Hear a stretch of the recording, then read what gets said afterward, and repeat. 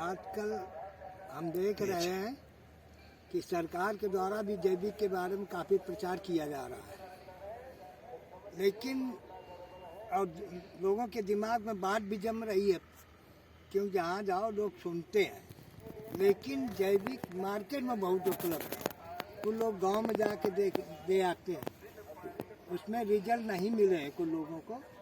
तो उस जैविक में और इस जैविक में क्या विशेषता है, ये हम जानना चाहते हैं। देखो, आपके अलावा सारे किसान भाइयों को ये भ्रम है कि आखिरकार हम जैविक कौन सा इस्तेमाल करें, जबकि वो केमिकल के चक्कर में फंस के आज किसान उसका विकल्प चाह रहा है, फिर भी उसको तमाम गांव-गांव जाके उसको तमाम ये सैलरी दे देते हैं भर के महंगे हिसाब से, और ये बोल के चले जाते हैं कि इसमें आप केमिकल फर्टिलाइज़र प्रयोग ना करें, इससे उत्पादन ज़्यादा होगा, लेकिन उसका रिजल्ट बहुत गलत आ रहा है।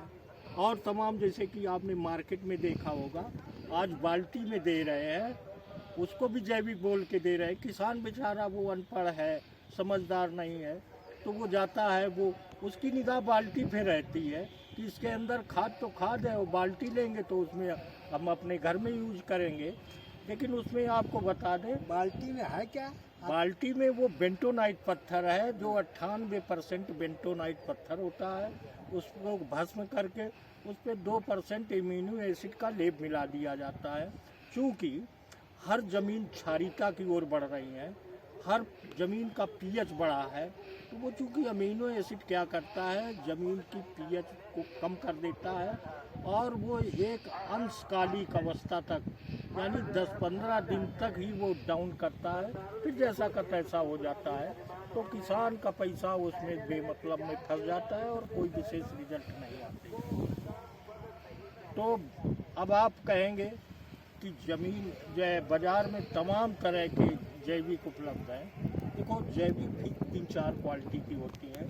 जैविक का मतलब है, एक तो ऑर्गेनिक प्रोडक्ट, जो आप गोबर डाल रहे हैं उसको भी जैविक कह सकते हैं, केचुआ की खाद को जैविक कह सकते हैं। इसके बाद जितने पौधे हैं, इनके डंठल पत्तल, इनके पेड़ पौधे सड़ते हैं, इनकी जड़ें सड़ती हैं, उसमें भी कार्बनिक मैटर प्राप्त होता है, उसको भी आप जैविक बोल सकते हैं। हरी खाद भी बोलते हैं, उसको भी बोल सकते हैं।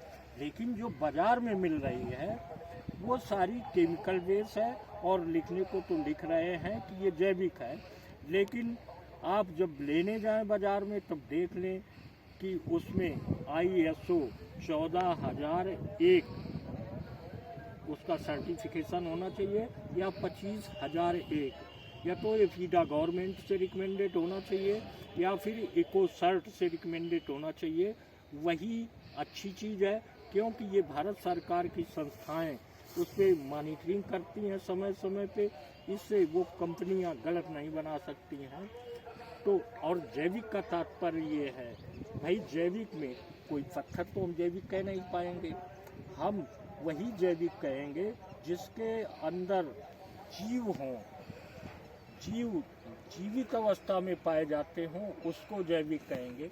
और ये पाउडर फॉर्म में नहीं रह सकते हैं, कुछ दिन के लिए रखे जा सकते हैं, लेकिन ये तरल रूप में मिलते हैं। तो मतलब आपके जैविक में क्या विशेषता है? ये हमारा ग्रीन प्लानेट मिशन ये पूरा जैविक पे काम करता है, और इसमें सारे मल्टी कल्चर्स हैं। इसमें प्रोम जैसी एक जैविक खाद भी आई है, जिसे फास्फेट रिच ऑर्गेनिक मैन्योर से बोलते हैं। इसी को हमने कई जगह लगाया है, बहुत अच्छे रिजल्ट आए हैं। तो इसमें आपको एक दिखा दें, ये प्रीमियम है मल्टी कल्चर। इसमें 50 तरह के जीवाणु हैं जीवित अवस्था में, और इसमें सारे पोषक तत्व हैं। जैसे मुख्य पोषक तत्व आप जानते होंगे, नाइट्रोजन, फास्फोरस, पोटास, गौण पोषक तत्व, जिंक, सल्फर, आयरन,